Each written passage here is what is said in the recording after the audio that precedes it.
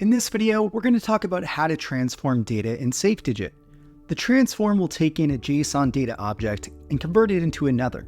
This means the data is changed into the format required by the target system, making it possible for multiple systems to integrate and communicate together.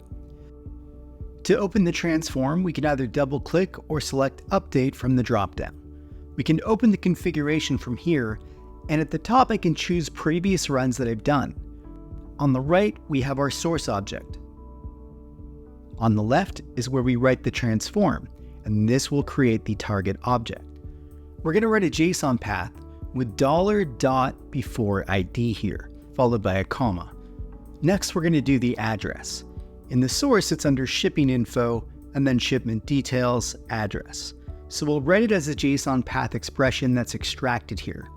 Now we can test it, and the results are shown here. This transform configuration is ready to be saved, and be sure to save again here as well. Let's now go to Postman and verify it all works together as expected. As you can see, we've sent the object and see the transformed object from the pipeline, a simple transform that works. Now let's get a little bit more realistic and advanced. In this diagram, we have Wix and a same-day delivery courier with an API. For every order created in Wix, we want to get a quote from the courier. But Wix and this courier's API currently have no idea how to communicate, so we have to create an integration. So we'll create a trigger based on an order created webhook with JWT authentication.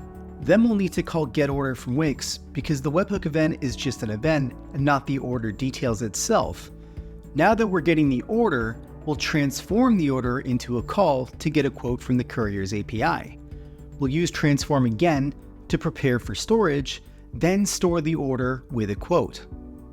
So let's go explore this more in practice. We'll use an example of a real transform in the courier's API here, and you can see the structure. We have an order number, number of packages, destination name, and so on.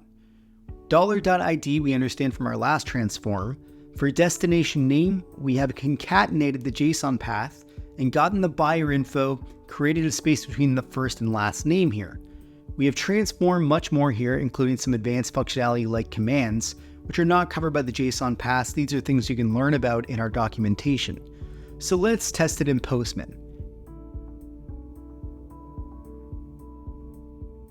As you can see, we have a full get quotes request that we're ready to send through.